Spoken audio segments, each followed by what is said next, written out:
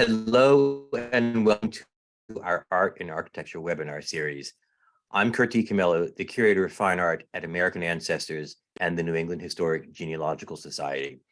I will have the pleasure of being your moderator and virtual MC for today's event. American Ancestors is a nonprofit organization supported by our members and donors. We are the oldest and largest genealogical society in the world. We specialize in providing resources, research, and expertise that uncover the stories of families, family objects, and family homes. We are pleased to offer such programming for our member friends around the world.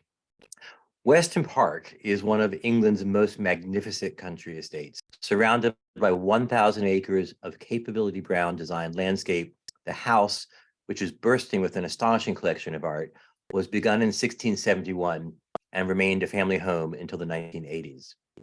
Today, historian and Shropshire native Gareth Williams will tell us many stories about this amazing place, using his 2022 book, Weston Park, The House, the Families, and the Influence, as a guide to one of England's great treasure houses. If you have any questions, please feel free to type them into the question panel at any point during the presentation. We will answer as many as we can at the end. I also want to note that we are broadcasting from our homes to yours with various limitations and distractions. We apologize in advance if there are any interruptions from our end, and thank you for your patience. If we do lose connection, you will have access to a full recording on our website that you can watch anytime you'd like. Gareth Williams is a noted UK-based art and architecture of art from the University of Manchester in 1992 and completed his master's at the same university in 1994. Since 2006, Gareth has been the curator and head of learning at the Weston Park Foundation. He was previously a curator for the National Trust, and before that was a regional director at Sotheby's. In October of 2022, Gareth was appointed a deputy lieutenant of Shropshire by the lieutenant, the representative in the county of King Charles III. Please join me in welcoming the divine Gareth. Curt, thank you so much. That's a very, very kind, very warm introduction to me this afternoon, and a very, very good afternoon to everyone that is watching the talk today. Weston Park, The House, the Families and the Influence is indeed the title of the book, and the book does just that. It talks about the house, which has something of a complex architectural history, and also the family that lived there from the medieval period right up until Lord Bradford gifted the house in 1986 to the British nation.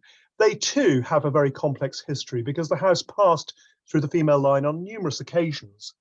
And what is very curious about Weston as well is that the house, rather than simply having just an agricultural estate of a few thousand acres that surrounded the house, it had all sorts of geographical links right across the country, across the United Kingdom. And so there are links that spread very widely from the house. And so in opening some of the pages of the book, I'm going to take you through some of the stories that are associated with those people and those places. Now, the house itself is the quintessential English country house, and Weston Park stands on the Shropshire-Staffordshire borders, as Curt has already explained, in a 1,000-acre landscape park that was laid out largely as it appears today by Lancelot Capability Brown in the 18th century, about 1765, for Sir Henry and Lady Bridgeman, who were the owners of the house at that stage. The house, though, gives nothing away into the fact that it did, in fact, even though it's in a very rural area, have a number of links with urban communities and the development of those urban communities across the United Kingdom, which makes the house's history particularly interesting because its influence was so very wide with those connections. And the house, over a period of time, had owners that, as I've mentioned, went through the female line. So it began in the medieval period that the house was owned by the Weston family. It then passed through the female line at the time of the Black Death in the 1340s to the Peashall family, then through the female line again to the Mitten family, and then through the female line to the Wilbrams, once again through the female line to the Newport family, and then again through the female line to the Bridgeman family. But during the course of that time, as we'll see in the next image, The family developed through those inheritances that the different marriages to heiresses brought a very wide geographical area of estates that link in over the history of the house to connect economically and socially to its development. Now, you probably can't quite make out all the names that are listed in the little tablet on the right-hand side, but hopefully you can see those dots that are linking the country almost from Land's End to John O'Groats. Right up at the top, you can possibly see there's a dot in the middle of Scotland, and that is the Dell estate near Inverness, which was owned by the family. There's then quite a concentration of dots around the middle of the country, particularly around Shropshire and Staffordshire and the northwest of England, around the Manchester area. And then there's another little dot at the bottom in the leg where Cornwall and Devon link out from England. And that was the Tavistock Woodland estates, which were bought by the late 6th Earl of Bradford, who died in 1981. He bought that estate from the Dukes of Bedford from Woburn in the 1950s, where they were having financial difficulties. So huge amount of influence throughout the country. But it all began really at Weston, and the parish church at Weston-under-Lizard, which is linked to the house today. It's to the north of the mansion here at Weston. The parish church, as so often happens with many English country houses, it contains in the monuments that it holds the story of those families that historically had an ownership of the property. Now, the church that you see there has a medieval tower. That tower dates from the 15th century. But the main body of the church, the nave of the church and the chancel, are in fact much later. They were built in 1699 to 1702 for Lady Wilbraham, who was the owner of the house at that particular time. And we'll come back on to talking about Lady Wilbraham in a moment. But within the church, there are still remnants of artifacts that link back to the medieval period. And you can see the upper part of this slide is a couple of details from the east window. And the two figures that you can see kneeling as donor figures, they are original medieval stained glass, which was restored in the 19th century. And they show on the one side, Sir John de Weston, and the kneeling lady figure on the right-hand side is his wife, Isabella de Brumley. They died in about 1349, seemingly at the time of the Black Death. And in fact, the whole of the de Weston family, who are also represented in the church in the funerary monuments that you can see at the bottom of this slide. On the left, we've got Sir Hamo, who died in 1188, and then Sir Hugh on the other side, who died in 1304. So they're earlier members of the family, but all the male members of the de Weston family, it seems, that were immediate heirs to Weston, died out at the time of the Black Death. And the property passed through the female line to the Peashall family at that time. They had 5 daughters who did survive and who ultimately became heiresses of the property, which became united in the Peashall family. Now, the lands around Weston over time came to evolve, and that great parkland landscape that you got a hint of in the first image that I showed you of the house, that was originally a landscape divided up into fields. And the image that you see before you here is a plan of 1658. You can make out in the top third a pair of parallel lines which are running across, and that is the Roman road of Watling Street, which goes from east to west. And just below it, on the left-hand side of the screen, you can see a cluster of buildings, and you can just make out a tree-lined orchard with a building to the side of it, a larger building than is shown elsewhere on the map. And that is the very earliest depiction of the house at Weston. You can't see it very clearly in this image, but it is on the original plan a little gabled image of the house, which suggests that the house was probably built of timber framing, so built of trees which had been felled in the area and developed into a house in the medieval period. In the 17th century, though, the property by that stage had passed from the Peashalls to the Mitton family, and the Mittons ended with a single heiress, the lady who's shown on the left-hand side of your screen, which is Elizabeth Mitton, who married the man shown on the right, which is Sir Thomas Wilbraham, the 3rd Baronet. So he had the hereditary title of Sir by birth. Now, Sir Thomas was a very wealthy landowner in Cheshire, located about 50 miles to the north of Weston Park. And he was the owner of, it's said, about 20,000 acres there, which he brought to the marriage. And Lady Wilbraham herself, she brought Weston to the marriage. Lady Wilbraham, though, in family history in the early 20th century, was said to have been responsible for the building of the house, in fact, the design of the house. And rather unhelpfully over the years, this family myth that she was an architect has blossomed. It has become something which in architectural history terms you might describe as fake news, that she's been ascribed to having designed churches in India. She taught Christopher Wren all he knew. But these are unfortunately all myths. They would be wonderful stories if they were true, but there's no documentary evidence for them.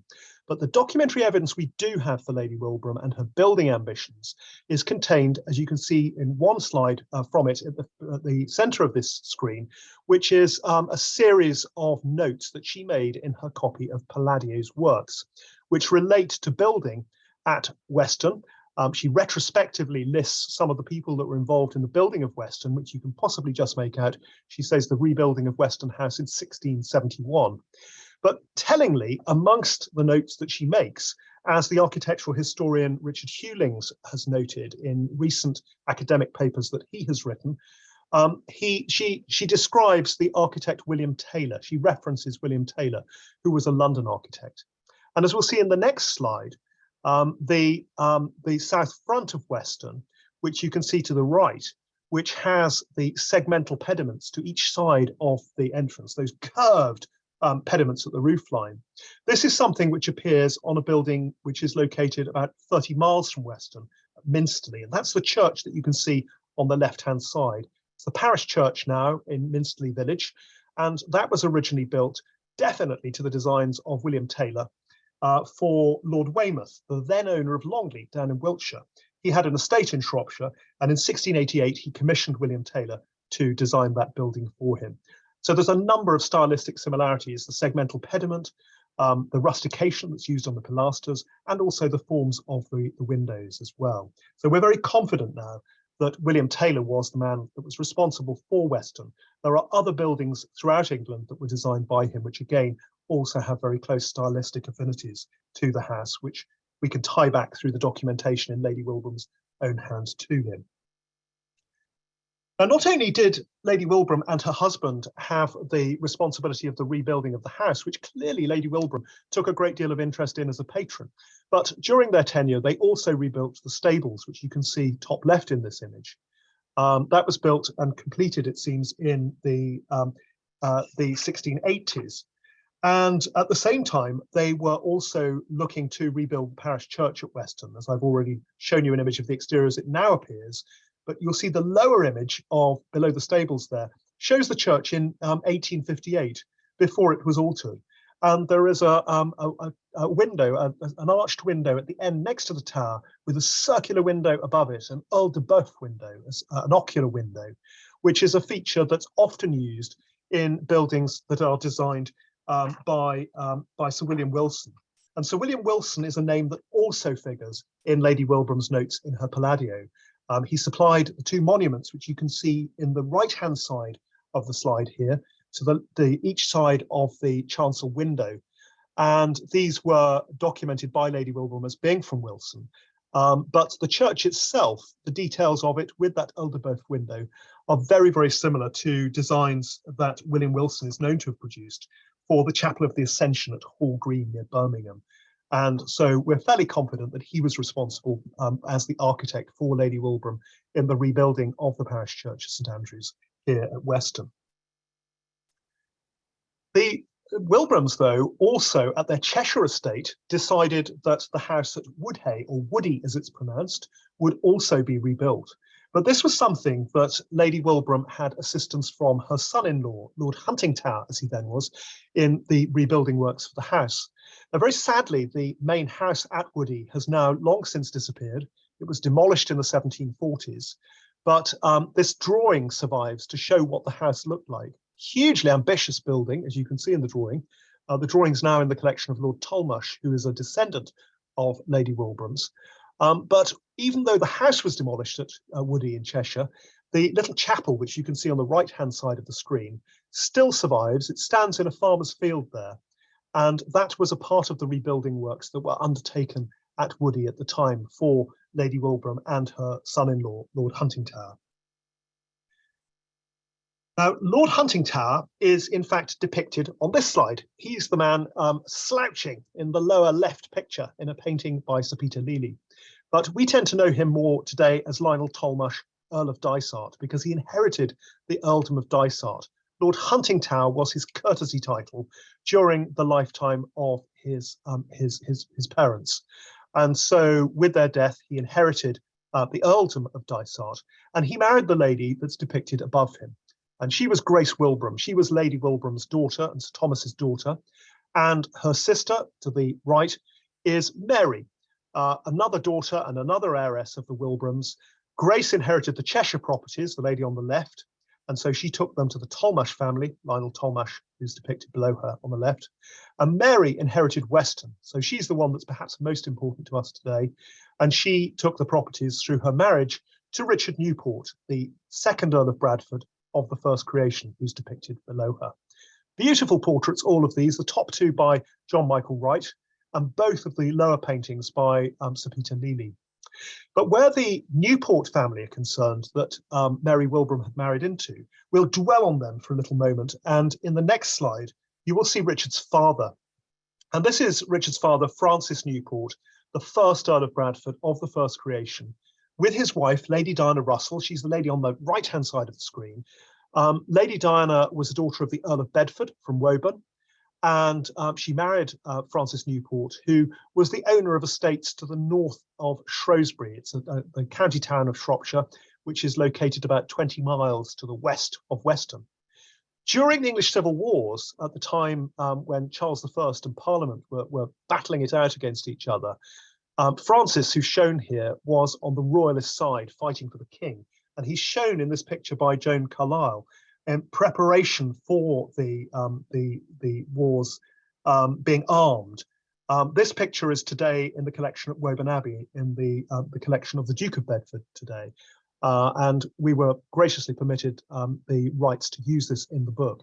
But it's a wonderful image encapsulating that period of tension during the Civil Wars.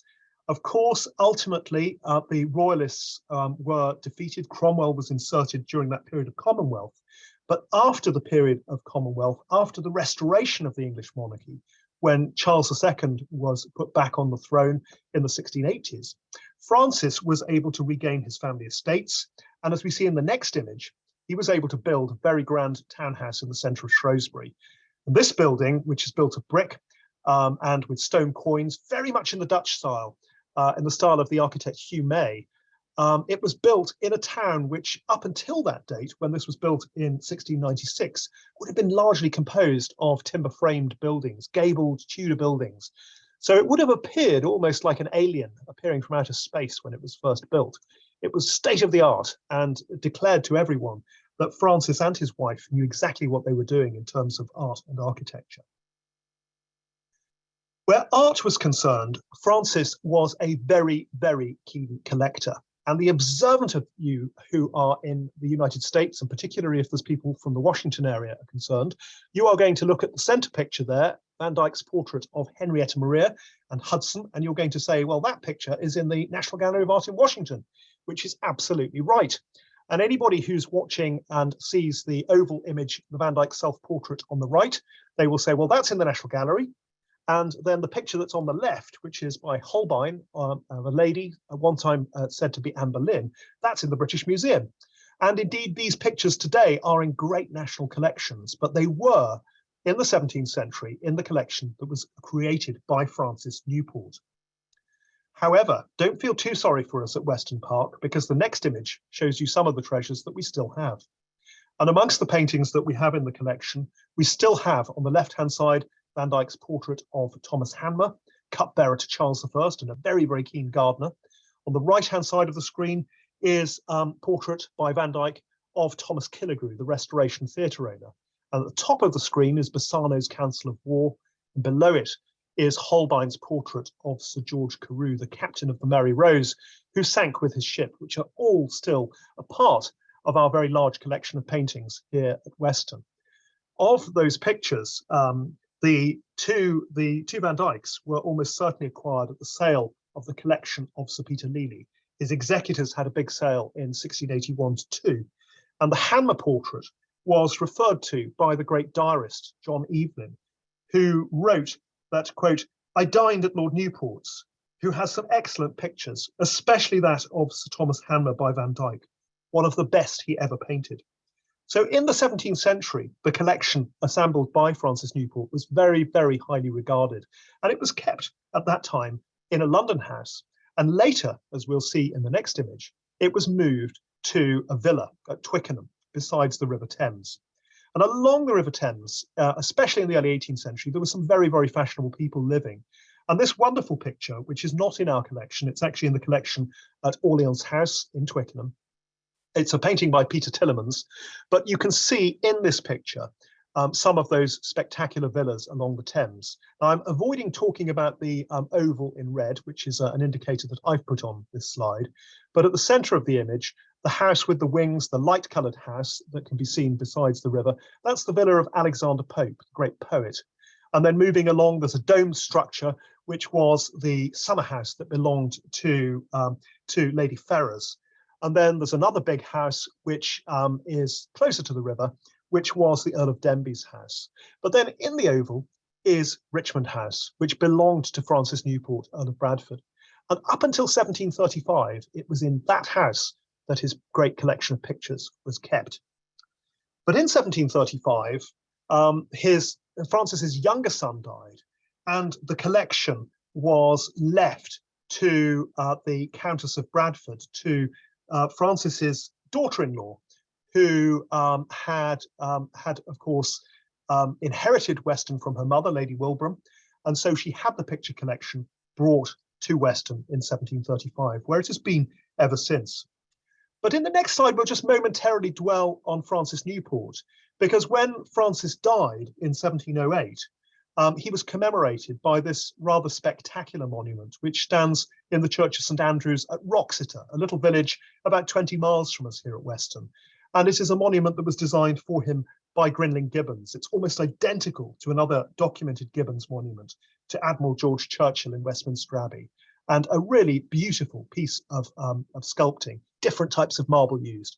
And it really is his final artistic word at the time of his death to tell us how great he was as a patron. Now, in the next slide, though, we can also consider something which Francis and his family were very good at, which was giving to people who are less fortunate than themselves. And Francis Newport's daughter, Lady Catherine, who was married to Lord Herbert of Cherbury, she left specific instructions in her will in 1719 to establish this building, which is shown in a Victorian watercolour, which was Preston Hospital. Now, it was not so much a hospital for the injured, but it was an almshouse that was developed about 15 miles from us at Weston. It's just to the north of the town of Telford. And it was designed for old ladies to retire to as an almshouse, and for young girls to attend it as a school, so that the young girls would be taught in the arts of domestic science and then could be trained up as domestic staff for country houses, which specifically, of course, included Weston Park, which was owned by the relatives of Lady Catherine. And so many of the staff at Weston were trained up at the hospital at Preston upon the Weald Moors, which you can see in that image. Now, at the time that the Newport family were rising up in society and marrying the heiress of Weston, there was another family that was also rising up through society and who ultimately came to marry the heiress of the Newport family. So we're making a little diversion into the history of the Bridgeman family at this point, who later married into the Newports and who are the direct ancestors of the present Earl of Bradford, who gave Weston Park to the nation. And the two people that I'm showing you in this slide, on the left and the right, are Bishop John Bridgeman and his wife, Elizabeth Hellier. They're the earliest of the Bridgeman portraits that we have in the collection at Weston. Bishop John Bridgeman established himself in the northwest of England, and he became the rector of Wigan, which was the richest living in England because it had rights to the coal under that part of England, which up until the 20th century was a very viable part of the economics of that region. And he purchased with his wife the house that's depicted at the centre of their portraits, a building that was pulled down in the 1930s. It was called Great Lever Hall, and it stood near Bolton, not far from Manchester. And that was where the Bridgeman family initially settled themselves. Great Lever also had coal under it as well. And so that made the family, the Bridgeman family, very, very wealthy right through until the early 20th century.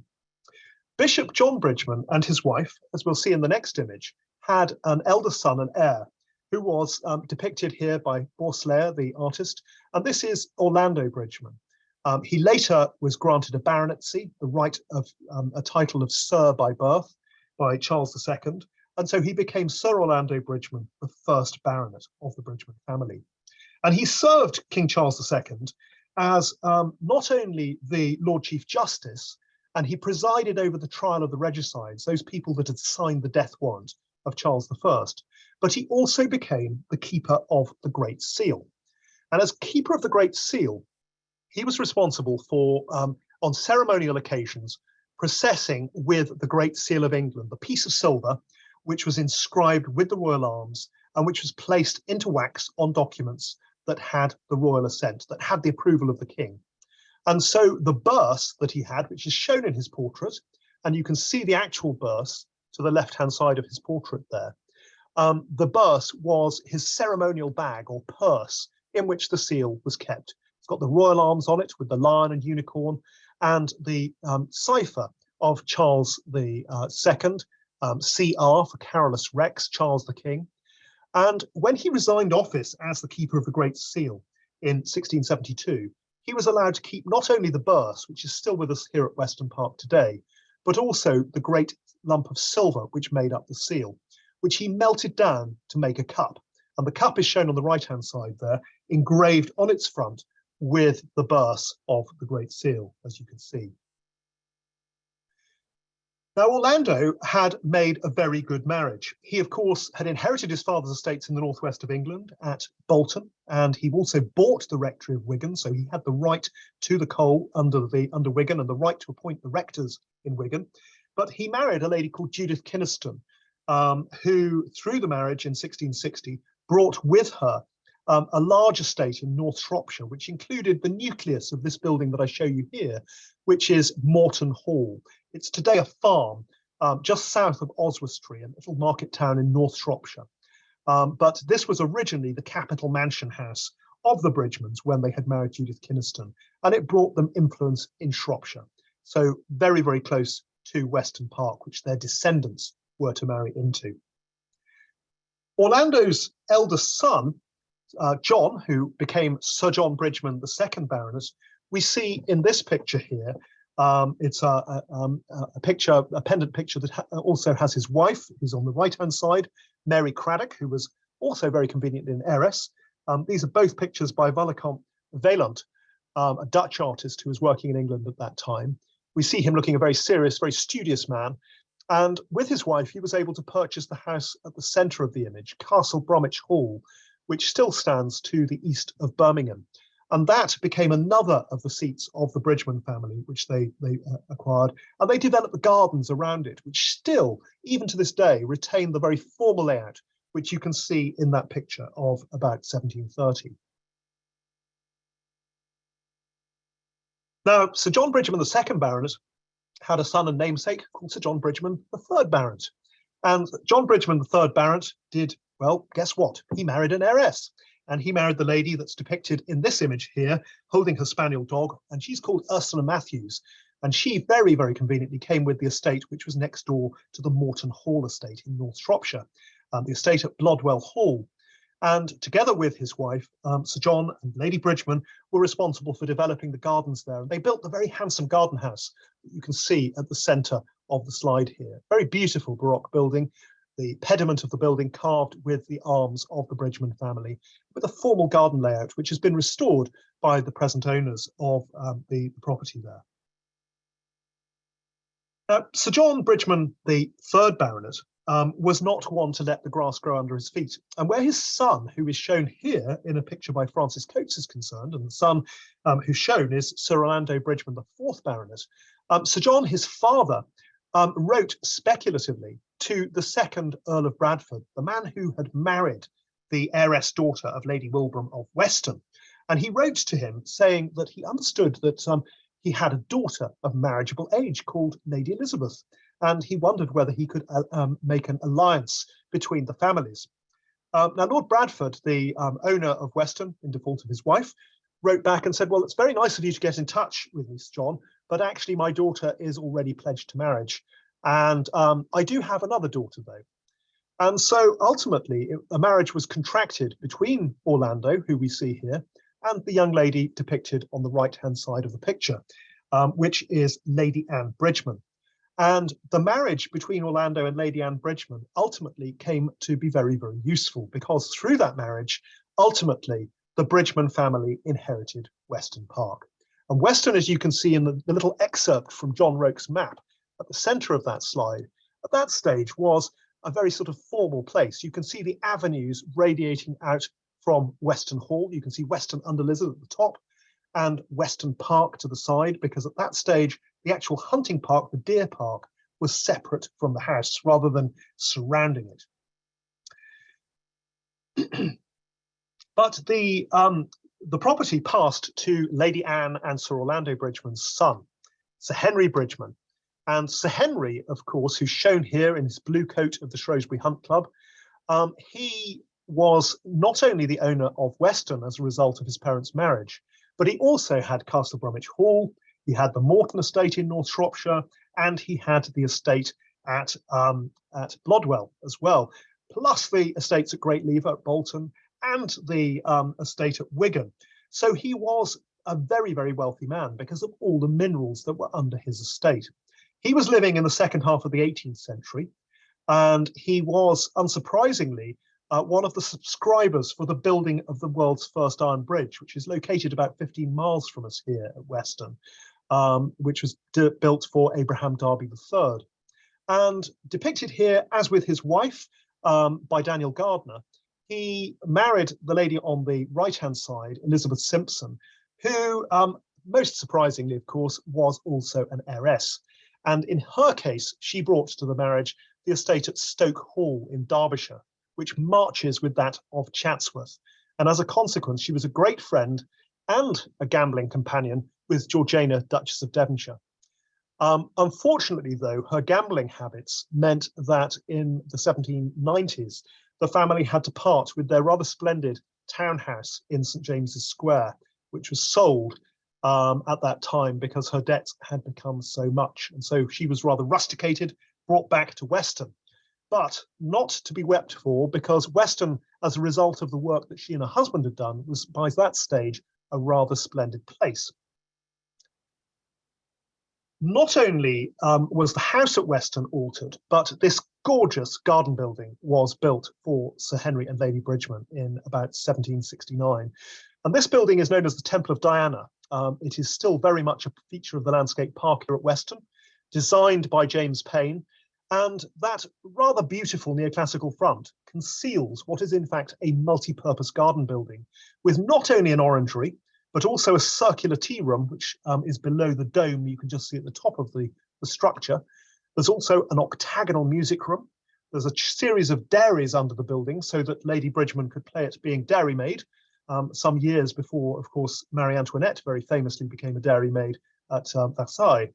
And the building also had staff accommodation within it. And today it's a building which those of you that are on Instagram will probably be familiar with in some of the posts that Sybil Colfax and John Fowler put out, because they decorated the building for the foundation as a holiday let. It still retains very, very beautiful neoclassical interiors.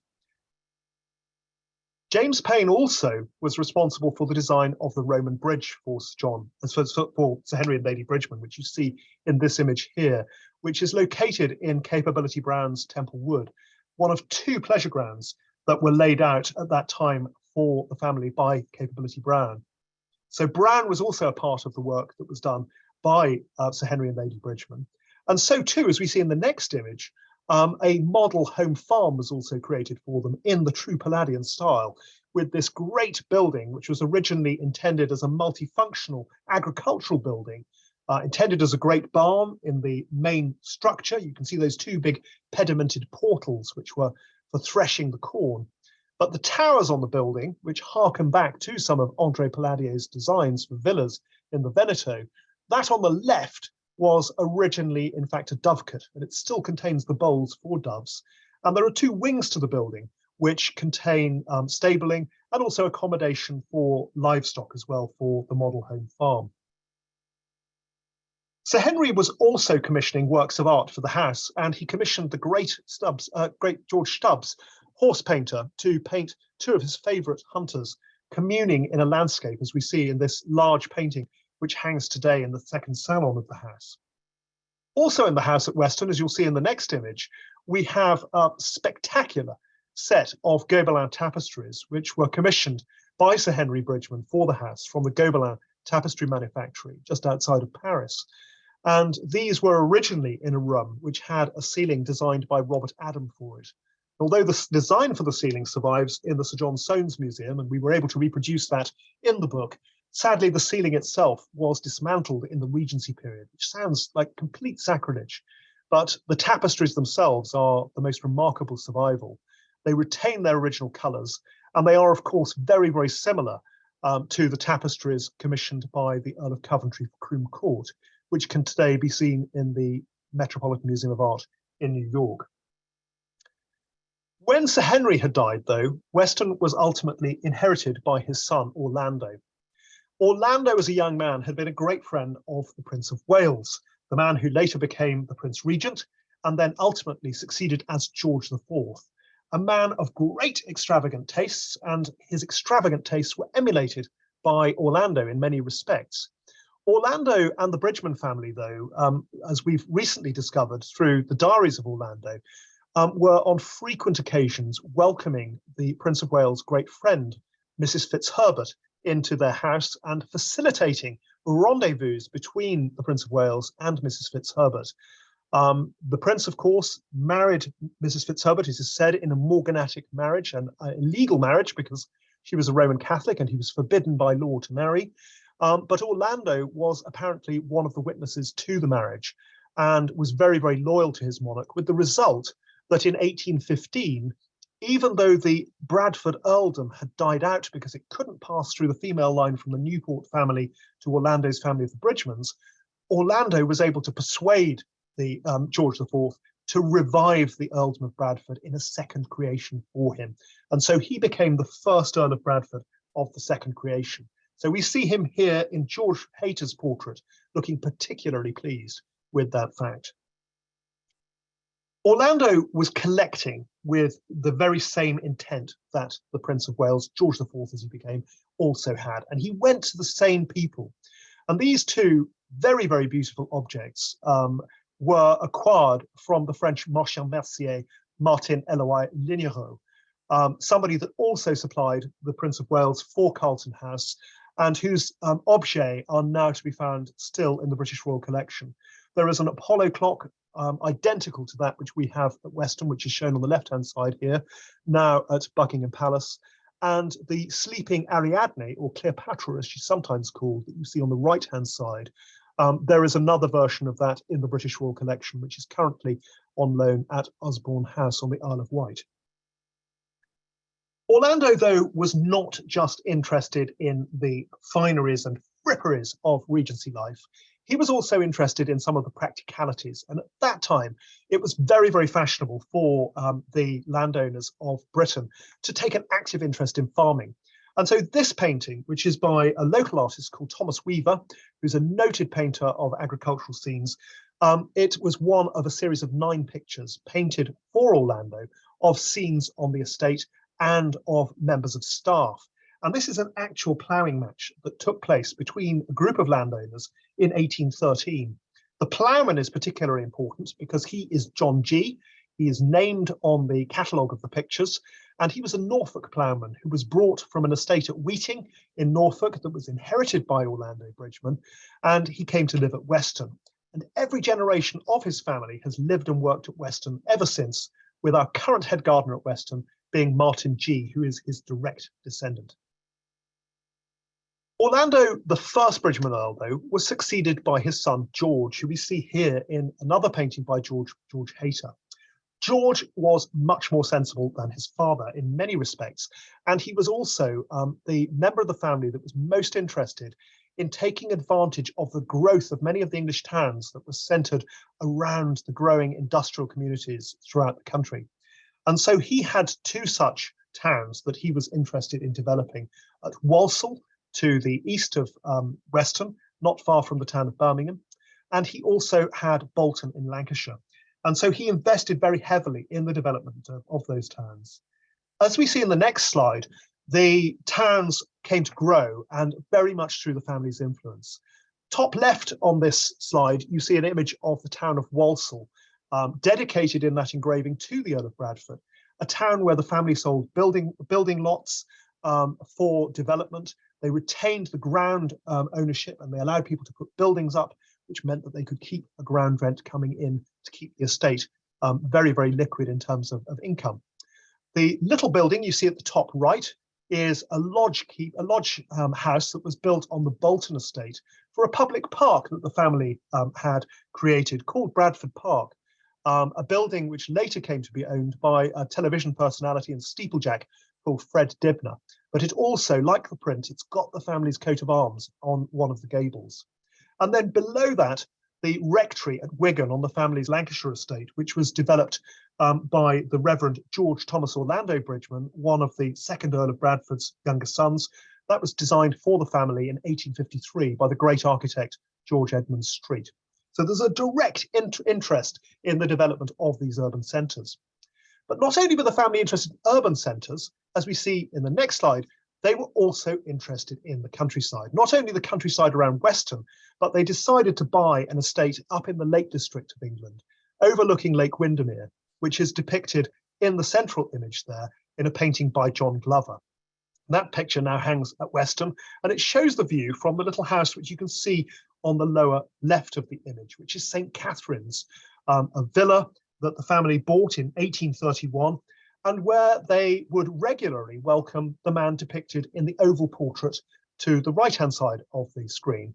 And that man is William Wordsworth, the great poet, who's depicted by Thomas Heathfield Carrick in a painting which remains in the collection here at Weston, and who was a great friend and visitor to the second Earl of Bradford at his estates there. The second Earl of Bradford was ultimately succeeded by his son, the third Earl, Orlando, who's shown painted by Francis Grant with his favourite retriever, Jet, and to the side, his wife, Selina Weld Forrester, daughter of the first Lord Forrester, who became Countess of Bradford. It's painted by Robert Thorburn. Lord and Lady Bradford that you see here were the owners of Weston through the Victorian times, and they made huge changes to the house, changes which in some cases were regarded in the 20th century as being very unfashionable, but which in the Victorian times, in their time, made the house ideal for the receiving of guests who could now get to Weston by the development of railways from London. So country house weekends were very, very popular during their time. The house itself became altered and extended. You see in the image that's top left on the screen here how the house appeared in about 1870 with a gate screen which had been erected in front of it, designed by the Coalbrookdale Company, the successors of Abraham Darby III, the man who built the Iron Bridge. And you can see the centre section of the gate in the lower image there. That centre section of the gate screen still survives, and last year we were able to restore that with support from the Ironmongers Company, one of the London livery companies. So the gate has now been repositioned by the Temple of Diana. It's a magnificent piece of Victorian engineering. The house became essentially a very highly Victorian country house. So the original Lady Wilbraham house, which was already by that stage encased in stucco or rendered on the outside, the entrance to it was turned round to the east side. The portico that you can see there was built. And as you see in the lower right image there, a new Italianate garden was laid out and the orangery built in the 1860s. The gardens redesigned by a garden designer called William Broderick Thomas, who later went on to work for the royal family in the design of the gardens at Sandringham. Many visitors came to Weston at that time, as they have done ever since, and amongst the most esteemed of those visitors was Benjamin Disraeli, the man who was to become the Prime Minister of England, and indeed was Prime Minister of England on many of his visits to Weston. He had started his political career as his second seat in Parliament, as the Member of Parliament for Shrewsbury, the county town of Shropshire, and during that time became great friends with other MPs in the county, in particular the Forrester family, the family of Lady Bradford. And so as a result, he became a particular favourite of the family at Weston. He regularly stayed here, and he gave to the family a live conger parrot, which was thought to be a male bird until it started to lay eggs in the last years of its life. And it ultimately found itself into a case, as it remains in the drawing room to this day. After Disraeli had died, a tower was erected on the knoll in the park in 1883, some 2 years after Disraeli's death, at a site that Disraeli had suggested for one to be built. And that, although a folly in the grounds, is today a holiday let, which is available for people who wish to stay within the grounds of the house. The third Earl of Bradford was particularly interested in horses. He had a great love of horses throughout his life, and as a young man he used to hunt with the Beaver Hunt over in Leicestershire, and he bought a hunting box over there called Newport Lodge. And the top right image that you see here is the interior of the stables at Newport Lodge, painted by John Fernley the Elder, a big picture which hangs in the entrance hall at Weston and shows some of his favourite horses. He also had a racing stud at Weston in the 1890s, and the lower image that you see there shows horses painted by William Henry Hopkins in 1889, and it's painted in the park at Weston. And there's a little foal that is between the two large horses with a white marking on his nose that you can just see at the centre there with the arrow just below it. And that is a horse that it was in fact Sir Hugo, a horse that grew up to win the 1892 Derby for the family. So probably the most famous horse that the stud produced. But Lord Bradford, having close connections to the royal court, had served Queen Victoria as Lord Chamberlain, and prior to that, Vice Chamberlain. He later became the master of the horse to Queen Victoria. And so the top left image, painted by Charles Lutyens, the father of the famous architect Edwin Lutyens, that picture shows the putting to of the master's landau to the horse in the Royal Mews at Buckingham Palace. And that is another of the paintings we have in the entrance hall at Weston. Towards the end of the third Earl and Countess's life, they had a very grand party at Weston in 1894. And you see the group assembled on the left-hand side of the screen. And that party was in fact their 50th golden wedding anniversary, which coincided in the same year as the silver wedding anniversary of their son and daughter-in-law, the eventual fourth Earl and Countess. And it was also the coming of age year of their grandson, the eventual fifth Earl. So every good reason to have a good party. And as a result of knowing that party was going to happen, the dining room, which you see top right of the screen, was lifted. The height of the ceiling in the room was lifted in the year prior by the architect John McVicar Anderson, who'd been doing a lot of the work here at Weston. So a floor of bedrooms was sacrificed so that the dining room could be raised in height to make a very grand room suitable for a Victorian party. And amongst the gifts that were given at that party were some rather splendid things, including the image that you can see at the center of the slide, which is a miniature ivory veneered bureau bookcase. Not very something that we would, of course, have today, modern made, because, of course, being from ivory, it's something that we have mixed views about its origins. But this was originally made in the 18th century in India, and it was a gift in the 19th century from Hugh Lupus Grosvenor, the first Duke of Westminster, who gave it to the family, was a great friend of theirs. The younger couple depicted in the photograph that we've just seen, the fourth Earl and Countess, who were celebrating their silver wedding anniversary, are depicted here. And they succeeded to Weston in 1899 and went about making some changes to the house. Their portraits that we see here are a spectacular full length showing the fourth Earl of Bradford, George, in his peer's robes, depicted in the library at Weston with his Earl's coronet, the little crown, which you can see on the desk to the side, and his wife, Ida, who is shown looking very wistfully in a portrait by Harry Baldry of 1888, painted in the drawing room at Castle Brummage, the house that they had lived in before they came to Weston. She became a great close friend and confidant of Queen Mary, and she was a lady of the bedchamber for her queen, who frequently would visit Weston. And in fact, Queen Mary's daughter, Mary the Princess Royal, celebrated her honeymoon in part, the first part of it, at Weston as well. Within the interior of the house, as we see in the next image, the fourth Earl and Countess made a number of changes to a house that had already been through changes in the Victorian era, with the staircase, which you see in the left there, which was created for them in 1899, all the treads of marble, a beautiful handrail of wrought iron, and linking the staircase to the entrance hall, you see on the right side of the screen, the archway, which was inserted in the entrance hall, and the entrance hall redecorated for Lord and Lady Bradford. Lady Bradford was particularly interested, an interest which of course she shared with her royal mistress, Queen Mary, in porcelain. And the lower image of that slide is a design for a series of dessert wares, which were made to match a set of Sèvres porcelain, which we have in the collection here at Weston. But the design you see there was in fact made at Coalport, not very far from us at Weston, just 12 miles up the road. But it beautifully matches the same paste colour of the porcelain that Sèvres had produced. It's an armorial service and shows the brilliance of Lady Bradford in design and the brilliance of Coalport in its creation.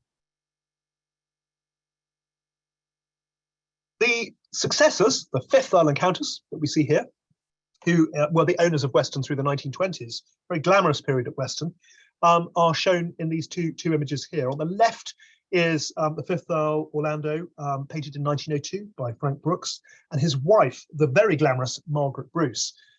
Very, very beautiful lady, looking very, very stylish with her Edwardian hat, depicted in 1905 by Edward Francis Wells.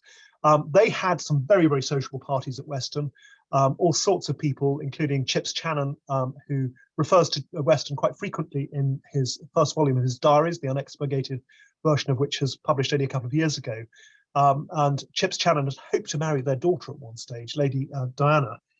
But they, as we see in the next image, brought some very stylish decorators to work at Weston, including a very young John Fowler, later, of course, of Colfax and Fowler fame, who did the little drawing you see top left of a tented interior, which was intended for the Pink Cottage, a little cottage ornée within the park at Weston. They brought in the architect Lord Gerald Wellesley, who later became the 7th Duke of Wellington, who designed the edicule, the Ionic seat that you see overlooking Temple Pool. That was designed for them in 1938. And the library that you see on the right-hand side of the screen was redesigned for them by Guy Elwes. He introduced that painted grain scheme. And any of you that are watching that have visited Weston or that have been fortunate enough to come and stay on our cultural tours, you'll know that that room is the real heart of the house, and it still retains this wonderful sort of early 20th century opulence that is a very attractive feature of the room. The sixth Earl of Bradford, who we see here, was the owner of the house from the 1950s until his unfortunate death in 1981. He's painted here by Frank Eastman in 1956.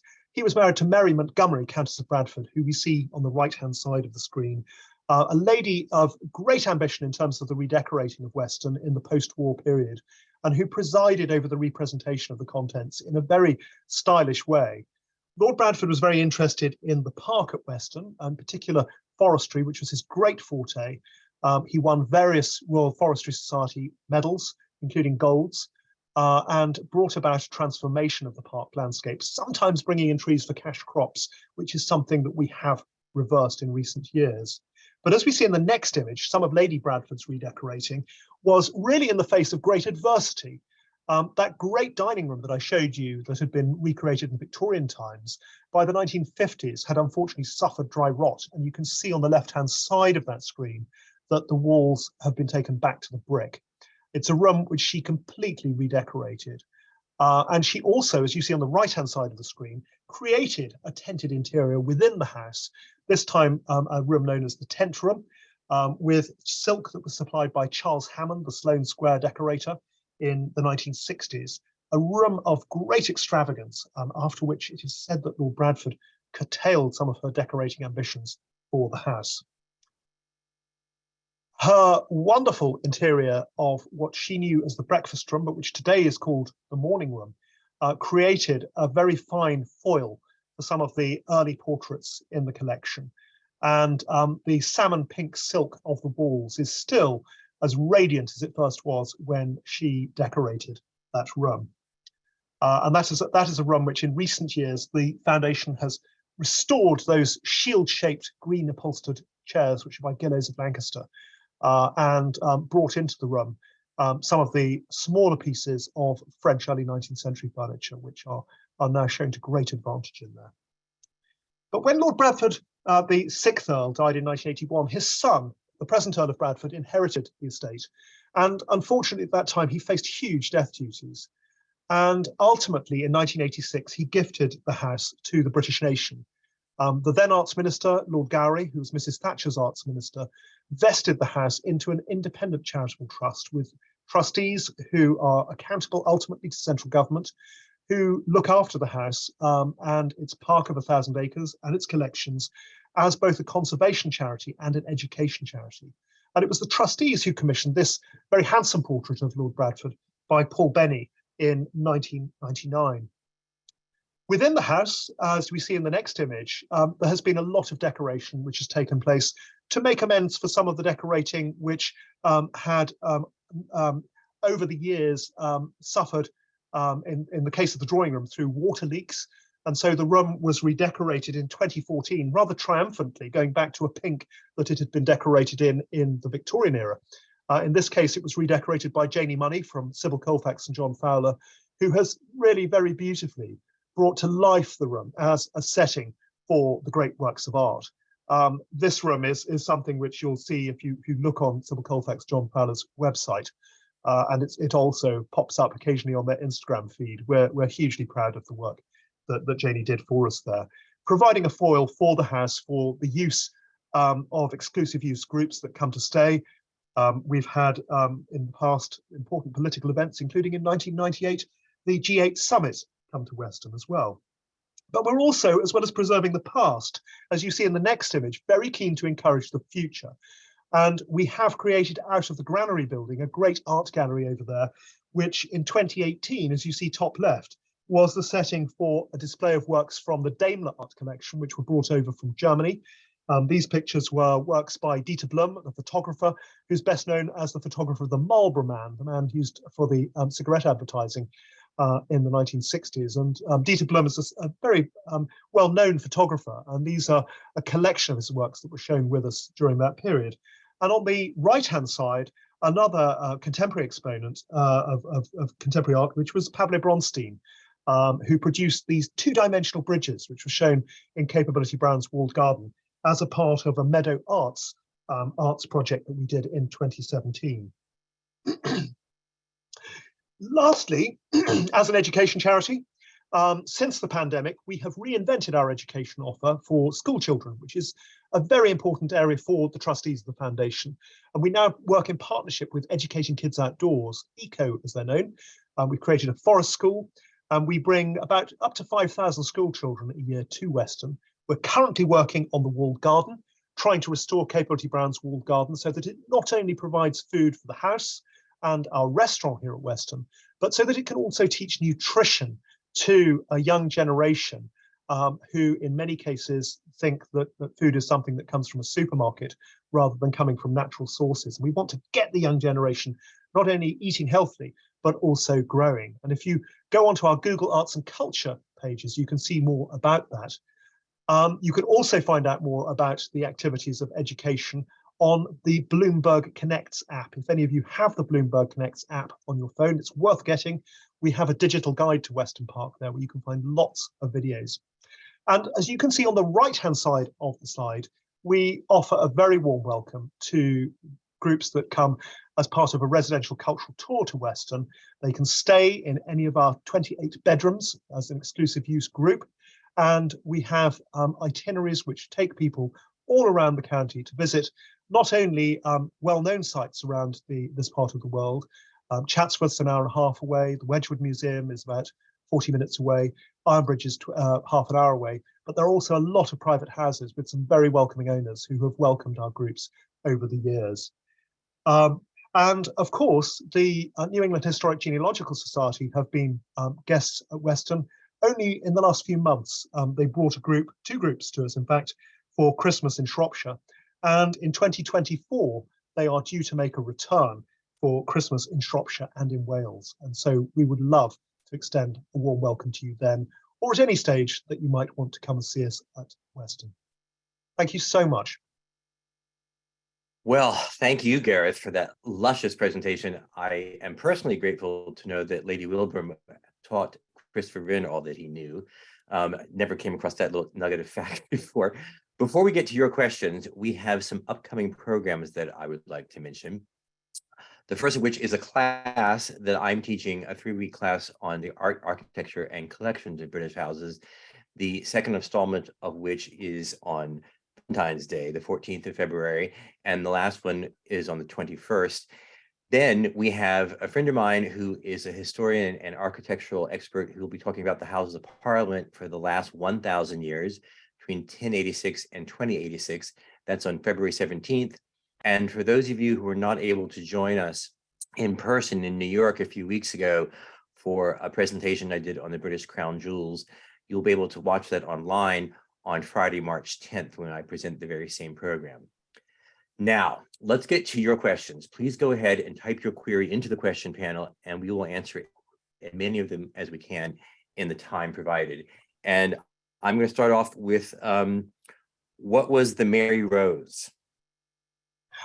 Yes, the Mary Rose was a celebrated English ship, which was an Elizabethan ship created for the Armada. And so Sir George Carew, that I showed you the Holbein picture of, he was the captain of that ship, which very sadly sank. But of course, as some of you will know, it was rediscovered and has been brilliantly restored and is the centerpiece of the Mary Rose Museum, which you can Google. You can bring the website up and you will be also able to see videos of it. As it is today a very vibrant tourist attraction on the south coast of England. Lovely, thank you. We have another person who wants to know what the scale of the miniature ivory chest is. Yes, absolutely.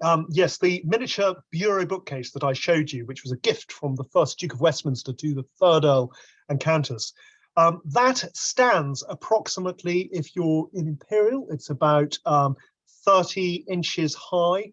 So I suppose, what, 70 centimeters or thereabouts. I'm afraid my conversions are not very good at the moment.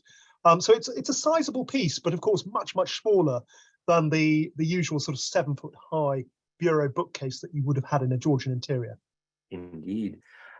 We have a number of people who want to know, first of all, what passing through the female line means, and then as a follow-up to that, how usual was it for the property to be inherited through the female line, as Weston Park seems to have been transferred almost exclusively that way? Yes, well, as Downton Abbey fans will know, primogeniture, passing of property through the eldest son, was the usual way of things in England for historic estates. And unlike other European countries' laws, it kept properties together. The younger sons would not get a great deal. They'd probably go to the army or they'd go to the church. The daughters would get a dowry, and that was about it. But with Weston, the male lines, on a number of occasions, the sons, there weren't sons, and so an heir had to be found. And so inevitably, the property went through the female line, through the daughters of the house, and so was inherited by daughters rather than sons, because they were the only ones that were there to inherit it in usual cases. Up until the 20th century. So that's why I've described it going through the female line. And it is unusual, really. It has passed on so many occasions that way. And it's something which, if you read Simon Jenkins's book on English homes, his 1,000 Best Houses, he says that Weston should be a feminist shrine, and perhaps it should. I love that. A number of people want to know if the house at Weston Park is ever open to the public. Yes, it is. Aside from coming and staying as part of a group and having exclusive use at Weston, which of course is how we as an independent charity continue to fund our activities. But as a member of the public, just yourself, you can walk up and you can come and visit us, usually 2 weeks at Easter, coinciding with the English school holidays. And then we're open for from the end of May through to the beginning of September. And we're open 3 days a week during that time. The website, Weston, Weston, of course, -park.com.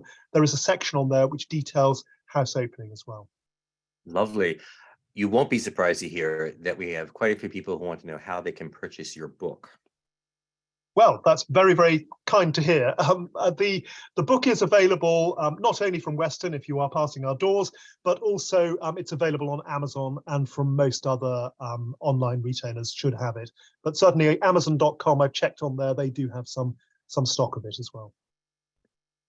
I must say, as someone who has, I think, 3 copies now, 2 of which I'm going to give as gifts, I promise. It is wonderful reading, and it's not overpowering. It's not a huge book. It's very easy to take in your hands and not too heavy. What happened to the hospital? Somebody asked. Does it still stand at Preston? It does. It is a spectacular range of buildings. It still stands at Preston upon the Weald Moors. It's about sort of 15 miles up the road from us here at Weston, in a very remote area. It's the most extraordinary thing to come across when you're driving through remote lanes. And it has wonderful ironwork by the Davies brothers, early 18th century ironwork. But in the 20th century, it ceased to operate as an almshouse. It was sold. It's been converted into residential units, so people still live there. And the money that was gained from the sale was invested back into the Newport Trust homes. So there is now a purpose-built building actually in the town of Newport. So it's closer for those elderly residents to be able to get into the town centre there. But the building, as I say, does still survive. Lovely. How does Weston fund its maintenance and its overall administration? That's a great question. Yeah, I mean, we are an independent charity. We had a fairly modest endowment, which was provided originally by the National Heritage Memorial Fund when Weston first started. So there's a little bit of money that comes from stocks and shares, depending on the vagaries of the market. But we do a lot of events that take place in the park. We've had pop festivals here. We've even had Lady Gaga performing here. So that's generated income. And we've also had, of course, the exclusive use of the house for events. We've had government meetings. The Northern Ireland Peace Talks partly happened here. The G8 Summit Retreat Days when President Clinton came here back in 1998. And other events that take place. We have the restaurant, which is open all year round. That generates income. And so we try to be as innovative as we possibly can. I can attest to that, everybody. It's an amazing and thriving enterprise. Somebody would like to know if the family still lives in the house. Well, Lord Bradford decided before he'd given the house to the nation that he and Lady Bradford and their then young family would live elsewhere. And so they didn't retain a right of ownership, of occupancy within the house. And they live about half a mile away. In fact, the estate is now in the hands largely of his son, Lord Newport, who married last year at Weston. They had their wedding in the house here. So the family are very close by, and Lord Bradford is our founder patron. We're very proud of that. But they don't live within the building. Somebody who must certainly be from Massachusetts would like to know if Weston, Massachusetts is named after Weston Park. I'd love to think that it was. Absolutely. Weston generally sort of means the West Township. And it is a name that is given to a lot of other settlements throughout England. There are various others in Shropshire. There is Weston under Redcastle. Weston here is Weston under Lizard. That's the village, because there is a hill called the Lizard close by. It's probably not named after this particular one. I will also say that there must be, I would say, between 6 and 10 major country houses in England that are called Weston Park all over the country. So it is a very common name. Here's an interesting question. Do you know if the Corbett family from Morton Corbett have any relationship with Weston Park? And I know you can answer that beautifully, Gareth. Yes, they do. In the 18th century, there was a marriage between the Bridgmans and the Corbetts. So there is a connection that's still there. And in fact, the present Corbett family, one of the Corbett family, the current sort of resident on the estates at Morton Corbett, he was for a period of time land agent here at Weston as well. So there are still connections that exist. Brilliant. What is dry rot? It's not something we hear a lot of in America. Well, dry rot is a spore-borne, so it's effectively like a fungal kind of rot, which is something that becomes active when the conditions are right for it. So if there's very stale air in a building or there's damp conditions that give rise to it, it perpetuates itself, usually through the structure of a building, particularly wood. And so as a result, it causes degeneration of parts of the fabric of a building. Because of course plaster work is usually put onto lats and things like that. It can cause chaos behind plaster ceilings as well. So it is a major problem in a building if spores are there and if the conditions are right for it as well. Would the spores ultimately destroy the wood? Yes, they would. Yeah, it would lose the ability to have its its tensile strength to support structure as well. So it is potentially a very, very serious threat to a building. And this is an interesting question. Does it take much restoration to keep the Cape Lily Brown landscape intact? Yes, it does, and that's a very good question because, of course, Capability Brown's trees and indeed the shrubs that he planted, and he introduced a lot of plants, into gardens in this country as a result of things that came from, say, John Bartram, the Quaker nurseryman. A lot of American plants were brought over in the 18th century as new novelties, and they, being tender things, have not necessarily survived. So there's a lot of thought that's required for the restoration of the landscape, not only because of succession planting with trees, but also later fashions have changed things. So we have a landscape management plan at Weston, which really focuses over effectively a 300-year period in terms of looking at tree growth. We review it every so many years. Usually it's like a quinquennial. Every 5 years we look at it again. And it becomes the driving document for us in terms of the management of the landscape and ultimately the long-term restoration. And I think, Curt, you're probably very well versed in the fact that the landscape here, even in the time that you've known it, there's been a lot of change to it. We've planted a lot. We've also removed a lot of unsuitable 20th century planting of leylandi and things like that as well.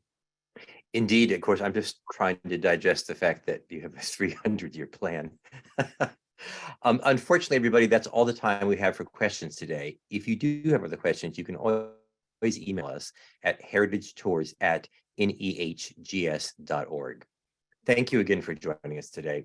As you leave the event, you'll have the opportunity to fill out a survey and give us your feedback. As we continue to expand our webinars and online offerings, any and all feedback is extremely helpful and appreciated. This free webinar was made possible by the generous support of members and friends around the world. Please consider making a gift to American ancestors to keep these programs free and to create more programs for you and others to enjoy. Stay safe, stay healthy, and I hope to see you soon again on our future online programs. Goodbye for now.